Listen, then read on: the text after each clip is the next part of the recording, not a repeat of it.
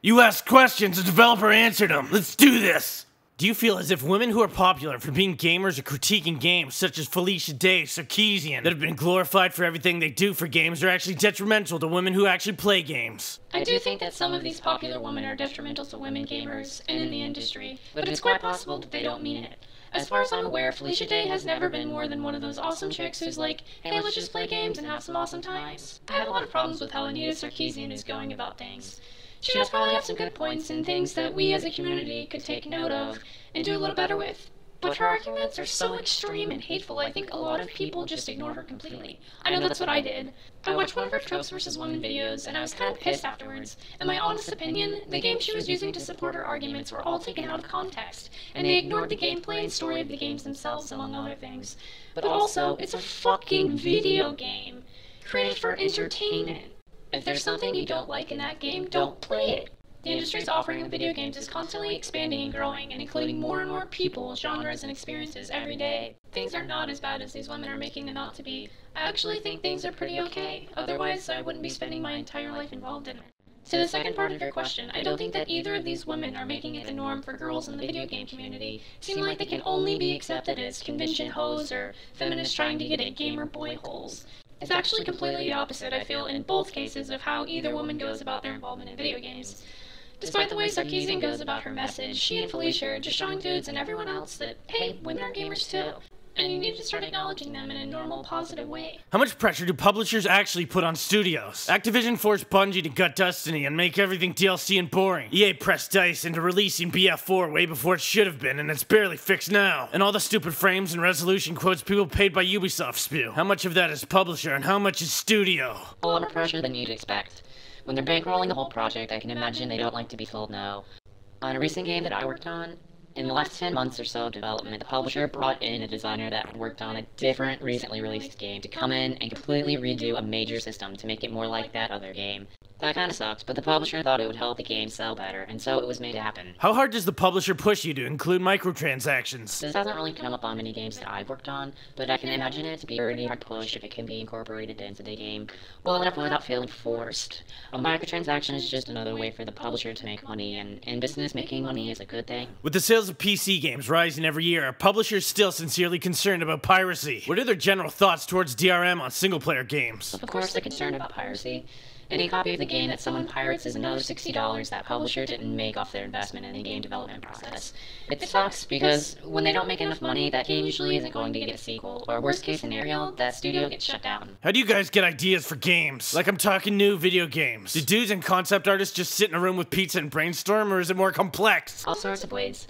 In terms of art, most of the ideas for the visuals come from the concept guys. But as assets and props are being created, it isn't unheard of for those artists to make some small adjustments to what they feel might look better, or feel better in actual 3D. Sometimes the hardest part is being able to pull off and build what the concept artist has envisioned within my own constraints of try count, texture size, draw calls, etc. Some things don't translate as well as you would originally imagine. Why does the AAA game industry keep iterating and producing sequels instead of innovating? The sequels to an IP that has proven itself with success and money is much less of a risk than a new IP that has never been tested in the market before. Why the fuck have all MMOs turned into WoW clones? Because I don't know if you know this, but WoW was really fucking successful. They made all the money, and now every MMO publisher wants to make the money like them. Trust me, I think we're all sick of trying to make WoW too, but some people still think it's kind of a good idea. But here's the thing too, why is it so successful? That's what all those devs are trying to do, replicate the formula to that success. I heard a story once from a friend who had been in a meeting where the studio head had called their whole dev team in, and he had the latest WoW expansion up on the big screen, and he was literally saying, see this? I want you guys to make our game more like this. Also, MMOs are one of the most expensive genres to create. There's a ridiculous amount of work and man-hours that go into creating all of the content, the items, the effects, etc. for an MMO as compared to a standard single-player game, even an RPG. There's just so much stuff. So again, just trying to minimize the risk by doing what others have already succeeded at. It is unfortunate. Why do you think game companies are trying to appease the casual market when the hardcore gamers are the people who will obviously buy the products you make? I think the casual and hardcore gaming markets are two completely separate markets. And as far as I'm aware of, they don't really overlap in terms of consumer spending. I'm pretty obsessed with a few casual games right now, but I'm still a hardcore gamer and spend the money buying those games that I want. The money I spend in casual games is minimal compared to what I spend on console and PC games, but I'm definitely not trying to pick between spending in one versus the other. And my suspicion, as someone who has never worked on a casual game, is that in the long run they end up getting more out of their individual consumers than the hardcore market. Those casual microtransactions can get you real good, because what's $1 here or $5 there, I bet it can add up a lot before you even know it. Best way to get started developing with no prior knowledge of anything? Figure out something you like and get knowledge of it. Learn a game engine. Make a mod. There are a lot of tools and things you can use online or from the engines themselves if there are aspects of game development that you're not particularly fond of doing or just don't know how to do. Find online forums about what you want to do and see what they're saying and ask advice. I know there's plenty of these things for the art-related fields. I can't imagine why there wouldn't be these kinds of resources for other things as well. When you design your game, how much is doing what you think is fun or cool, and how much is fan pandering? And when you do listen to your fans, do you do surveys or browse forums and whatnot, or do you actually listen to attention whore SJWs who don't know what they're talking about? We try to listen to the fans with what they want, especially when creating a sequel or DLC. We want to make fans happy. They play our game. They're why we're making games. I think they listen to them more than they realize. It's a bit magical that way, I think. Do you see an ethical problem in game companies now being the biggest patron of game journalism? Well, yeah. As a game consumer, I don't want a review or opinion of a game I'm interested in playing to be skewed improperly for monetary reasons.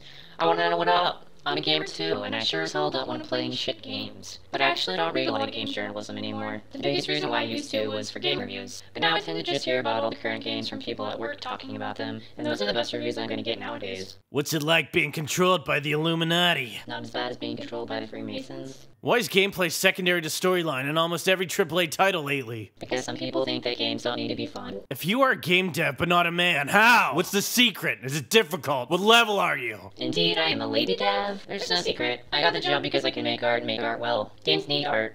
I applied for these jobs just like dudes do, and go through the interview process just like they do as well. You want in? Apply! What do you think about that fuckhead that threatened Gabe Newell and got his game taken off Steam? I have so many lols for that. Pro tip, don't piss off the person that holds 100% of the power to distribute your game over a very widely used platform. What does Ubisoft put? This game was developed by a multicultural team of various faiths and beliefs at the opening of Assassin's Creed. I find it offensive. Probably not to offend anyone, because people like Anita Sarkeesian will find something in the game that they can find offensive, despite any sort of cultural or historical reference to that era that the game is trying to portray, and then blast that shit everywhere to get attention. What's your opinion on early access games and Kickstarter games when most of the time they rarely become a polished, finished product? Early access games are something that I think is awful. Why the fuck do I want to pay you full price to QA a game for you? No thank you. I have other shit to do. I'd rather finish games to play.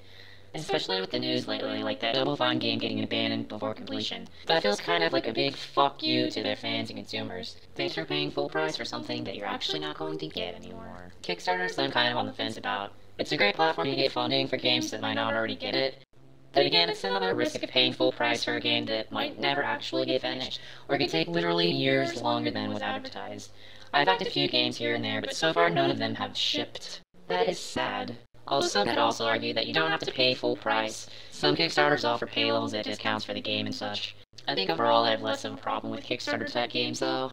I feel like with those, the consumer's going into it knowing at least a bit that what they're paying for might not actually happen. What were your favorite games while you were growing up? I like to shoot stuff. And I fucking love Grand Theft Auto. Do you regret getting into the industry after what's happened the last year or so? Fuck no. I love this industry and I love what I do. Also worth noting, I have personally never encountered any harassment or ill will towards myself within the video game industry for being a woman. Were you bribed by an SJ dub? Nope. I don't think I actually know any. I sure as hell didn't even know they existed until Gamergate started happening. Why does the final copy of the game always look like shit compared to the E3 demos? Because sometimes the E3 demos aren't rendered in-game. They're super beautiful and fancy blur or wooded trailers made off-site and usually showcasing something amazing that doesn't actually happen in the game. It usually sucks as a developer to see that because we don't want to be telling lies like that. Has DLC sort of spoiled the devs in the industry? Perhaps making it more acceptable to push an unfinished product for the sake of making the holiday fall season deadlines, and then rectifying any mistakes later through DLC and patches? Absolutely no dev that I know likes to be shipping a game that is not properly polished or complete. So I don't think the DLC or release date patches have spoiled devs. I would say it spoiled the publishers who want to get the game out by a certain date.